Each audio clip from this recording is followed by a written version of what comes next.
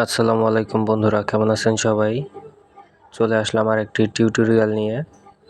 তো আজকে টিউটোরিয়ালে দেখাবো, দেখুন বাম পাশে কি সুন্দর আমার নাম লেখা এবং আমার ছবি বসানো, এবং ডান পাশে যেই পতাকাটি দেখতে পাচ্ছেন, তো সেই পতাকাটি মানে নেটে থেকে শুধু একটা ডাউনলোড করেছি, এটায় কোনো কাজ টাজ করা হয় নাই। তো কিভাবে একই কালারের উপর রেখে আমরা কিভাবে, দেখুন এটা কিন্তু পতাকার সাথে মিশে গেছে এই কালারটা। তো এই ছবিটার আবার একটু চারপাশে অ্যাম্বস করা হয়েছে, ড্রপ শ্যাডো মারা হয়েছে, মানে আলাদা একটা থিম হয়ে গেছে। তো কিভাবে এই থিমগুলো তৈরি করতে পারি আমরা ফটোশপ সফটওয়্যারের মাধ্যমে, তো আপনাদের দেখাবো। দেখুন আমি যে কোনো লেখা লিখতে পারি, হুবহু এই ফন্টেই হবে, এরকমই হবে, ঠিক আছে?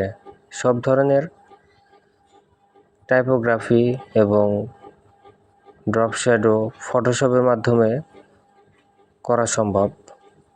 তো চলুন দেখে আসি, ভিডিওটা সম্পূর্ণ দেখবেন। নতুন যারা আছেন অবশ্যই তারা ভিডিওটা বোঝার চেষ্টা করবেন, এবং কোথায় বুঝবেন না সেটা আমাকে কমেন্ট করে জানাবেন যে ভাই এখানে আমি বুঝি নাই, আমাকে একটু বুঝাই দিন। তো আমাকে মেসেঞ্জারে নক করতে পারেন বা আমাকে ইনবক্স করবেন, নাম্বার দিয়ে দিবেন, আমি আপনাকে বুঝিয়ে দেব, ঠিক আছে? তো চলুন ভিডিওটি শুরু করি। শুরু করার আগে তো আমি আর একটা বিষয় জানাতে চাই। তো সেই বিষয়টা হলো, যারা অ্যাডোবি ইলাস্ট্রেটর এবং ফটোশপ সফটওয়্যার এই দুইটার কাজ শিখতেছেন, তারা অবশ্যই একটা কথা মাথায় রাখবেন, কেউ কিন্তু হুট করে বড় হয় না।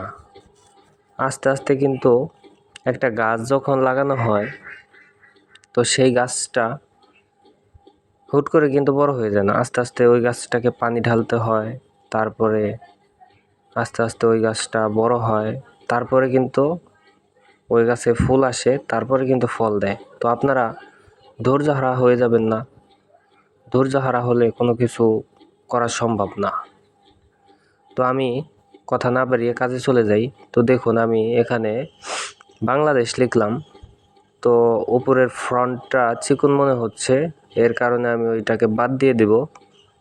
নিচে আর একটা বাংলাদেশ লিখছি, তো সেটাকে আমি ফ্রন্টগুলো চেঞ্জ করছি। দেখছি একটু মোটা ফ্রন্ট দরকার, কারণ যে টাইপোগ্রাফি করব তো সেটায় চিকন ফন্ট হলে ভালো দেখাবে না, এর কারণে একটু মোটা ফন্ট নেব। তো আমি এই ফন্টটাকে বেছে নিচ্ছি। তো এরপরে আমি সবগুলোকে আমি বড় হাতের অক্ষর লিখব। ছোট হাতের অক্ষর আসলে ওরকম হবে না, এর কারণে আমি বড় হাতের অক্ষর লিখে নিলাম, এবং উপরে যে একটু ছোট করে নিই এটাকে। উপরে যে বাংলাদেশ লেখাটি দেখতে পাচ্ছেন, আমি ওটাকে ডিলিট করে দেব। ওইটাকে আমি ধরে ডিলিট করে দেব, এই ধরলাম। এটাকে আমি একটু বড় করে নিই, এই পরিমাণে রাখলাম। এটাকে আমি এই পরিমাণে রেখে ওইটাকে ধরে আমি ওটাকে ডিলিট করে দিলাম। ডিলিট করার পরে আমি চলে যাব এই বাংলাদেশ লেখাটাকে সিলেক্ট করা অবস্থায়। আমি এটাকে কালারটা একটু সাদা করে নেই, এই যে দেখতে পাচ্ছেন কালার, এখান থেকে আমি সাদা করে দিলাম। তো এরপরে চলে যাব এফএক্স মানে ফাংশন, টাইপ টুল সিলেক্ট অবস্থায় ফাংশনে চলে গিয়ে আমি এখান থেকে ভেবেল এমবস এটাই চাপ দেব। এরপরে এই টুল থেকে টেনে টেনে সবগুলোকে ইফেক্ট আমরা ব্যবহার করতে পারবো। সব ইফেক্ট ব্যবহার করার পরে আমরা এখান থেকে আমি এটাকে একটু অ্যাডজাস্ট করে নেই। অ্যাডজাস্ট করে আমি টেক্সচারটাকে দিয়ে দিলাম একটু টেক্সচারটাকে দেওয়ার পরে দেখুন এটার ভিতরে একটা ছায়ার মতন পড়ছে। তো তারপরে আমি এখান থেকে আবারও চলে গেলাম ব্লেন্ডিং অপশনে। এখানে আমি এই অপশনটাকে একটু ড্রপ শ্যাডো করে নেব।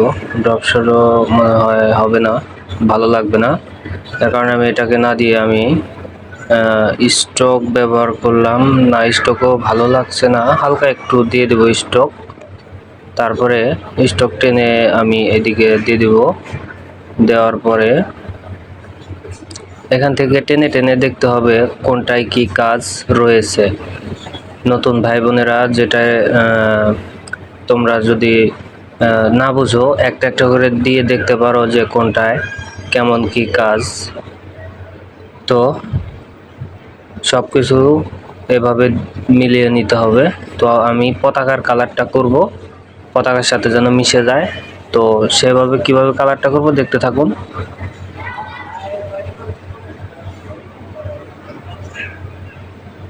তো আমি আস্তে আস্তে কিন্তু পতাকার সাথে মিশে মিশে যাচ্ছে।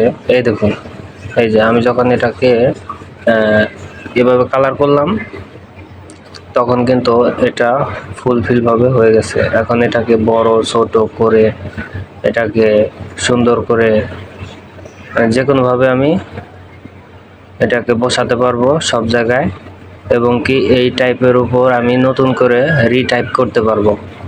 তো দেখুন অনেকগুলো লেয়ার হয়ে গেছে লেয়ার প্যানেলে। তো আমি এখান থেকে ড্রপ শ্যাডোটা একটু বাড়িয়ে দেব। ড্রপ শ্যাডোটা বাড়ালে মনে হয় একটু ইফেক্টটা ভালো দেখাবে। তো আমি সবগুলোকে একটু কমিয়ে বাড়িয়ে দেখুন একটা আলগা ছায়ার মতো পড়ছে। তো ড্রপ শ্যাডোটা একটু দিয়ে দিলাম। তো এরপরে আমি নিচে যে অপশনটা আছে এই অপশনটাকে একটু টেনে দিলাম। উপরে একটু ড্রপ শ্যাডোর ছায়াটা বেশি কালো দেখাবে, ওই অপশনটা একটু বাড়িয়ে দিলাম। এভাবে সব কিছু মিলিয়ে নেব। মিলিয়ে নেওয়ার পরে আমি এটাকে অ্যাডজাস্টমেন্ট করে নিলাম। নেওয়ার পরে আমি এটাকে আমার একটি লোগো সেট করব এটাতে। তো আমি চলে গেলাম ফাইলে যাওয়ার পরে এখানে আমার লোগো করা আছে।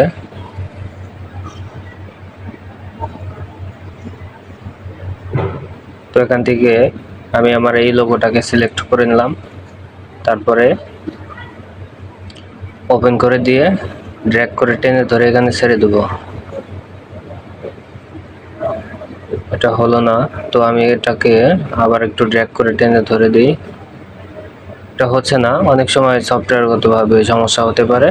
তো এটা কন্ট্রোল এ দিয়ে সিলেক্ট করে কন্ট্রোল এক্স দিয়ে কাট করব, নয়তো কপি করব। কপি করার পরে তারপরে আমি এখানে গিয়ে কন্ট্রোল ভি চেপে পেস্ট করব। পেস্ট করার পরে আমি এটাকে নিচে নামিয়ে দিলাম একটু।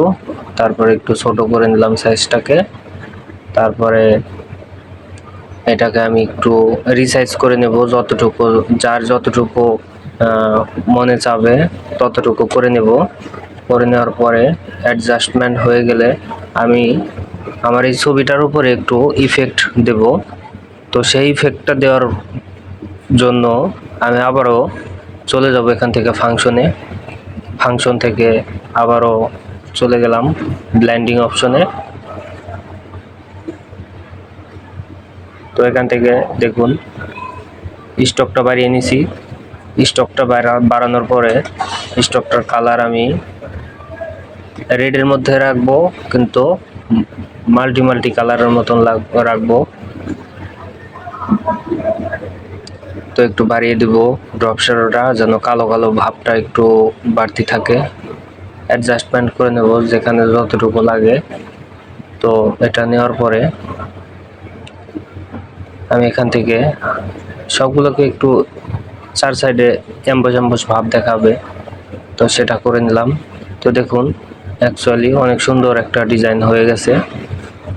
তো আমি চাইলে এই ডিজাইনটা আমি অনলাইন প্ল্যাটফর্মে যেমন ফেসবুক, ইনস্টাগ্রাম, তারপরে যে যার ইচ্ছা যেখানে পোস্ট করতে পারেন, কভার ফটো দিতে পারেন, যেখানে ইচ্ছা সেখানে পোস্ট করতে পারবেন। তো আমি ফেসবুকে